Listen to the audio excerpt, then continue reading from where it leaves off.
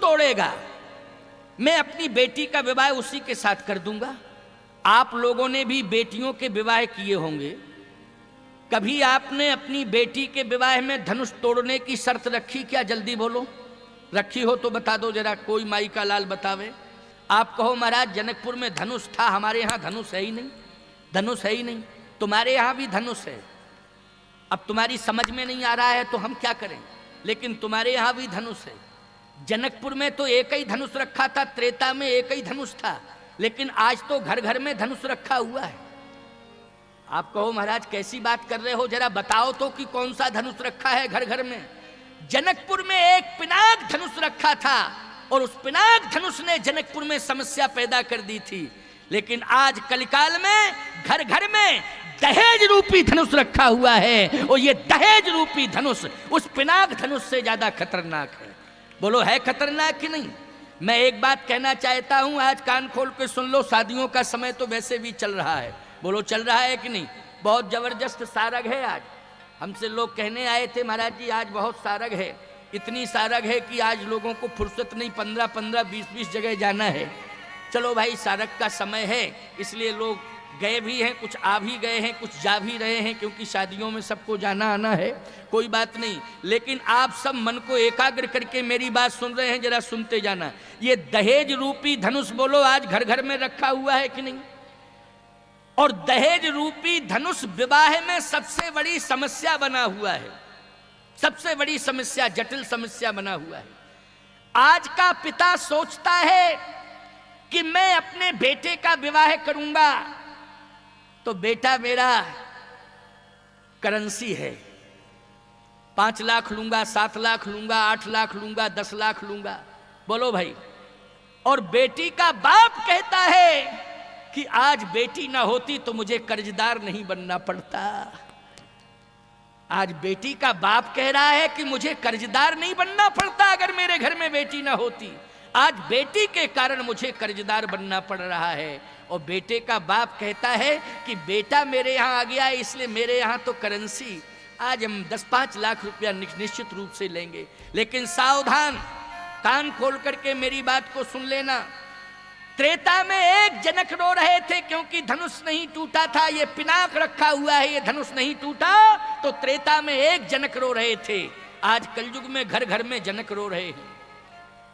आज जनक रो रहे हैं इसलिए कि ये दहेज रूपी धनुष नहीं टूटा है। ये दहेज रूपी धनुष जब तक रखा रहेगा तब तक मेरी बेटी के विवाह में समस्या ही बनी रहेगी। मैं एक बात कहता हूं, धन के प्रभाव से आज सूर्पनखाएं महलों में जा रही हैं और धन के अभाव से आज सीता जैसी बेटियां घरों में बैठ करके रो रही हैं, आंसू बहा रही हैं। याद रखना, यदि सीता जैसी बहू चाहते हो तो पहले दहेज का धनुष तोड़ना पड़ेगा।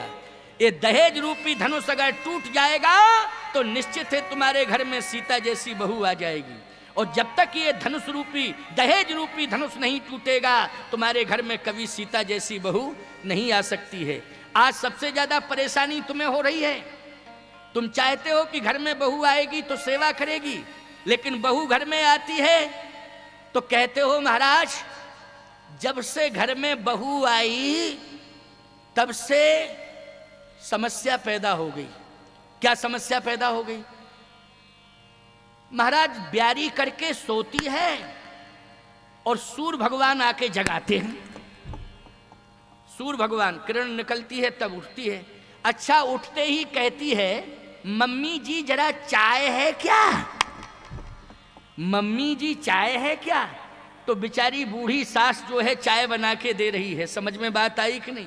बूढ़ी सास चाय बना के दे रही है। और किसी दिन बूढ़ी सास ने अगर ये कह दिया कि बहू तुम बेटी भी हो मेरी बहू भी हो, कभी कभी मुझे भी चाय बना के दे दिया करो, कभी कभी तुम भी मुझे 4 बजे जग कर के चाय बना के दे दिया करो। तो कहती क्या है आज की बहू, होटल में अगर 1000 रुपया जमा कर दिया जाए तो बिस्तर पर चाय, नमकीन, नाश्ता सब आ जाता है। मेरे बाप ने तो 10 लाख रुपया जमा किया है, इसलिए 10 लाख रुपया जमा किया तो जिंदगी भर बिस्तर पे चाय, नाश्ता, नमकीन सब दो। बोलो ईमानदारी से विडंबना पैदा हो गई कि नहीं हो गई? सेवा का भाव नहीं रह गया है, शोषण का भाव रह गया है। इसलिए मैं कहता हूं कि राम ने जनकपुर में जाकर के पिनाक रूपी धनुष को तोड़ दिया था, लेकिन आज दहेज रूपी धनुष को तोड़ने के लिए भगवान नहीं आएगा।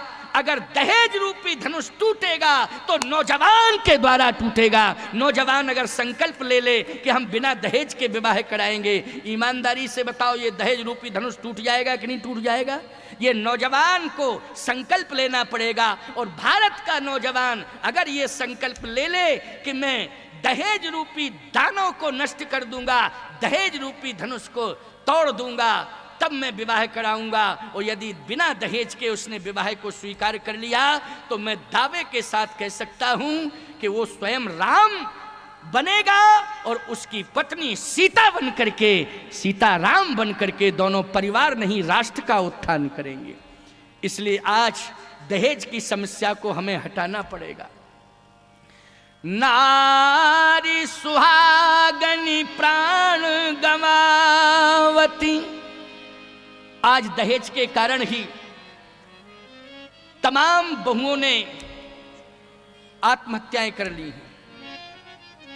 क्यों कर ली हैं?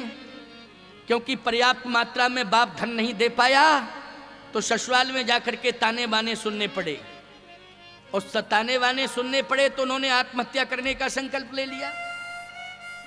नारी सुहागन प्राण गमावती, होती अनीत समाज में भारी।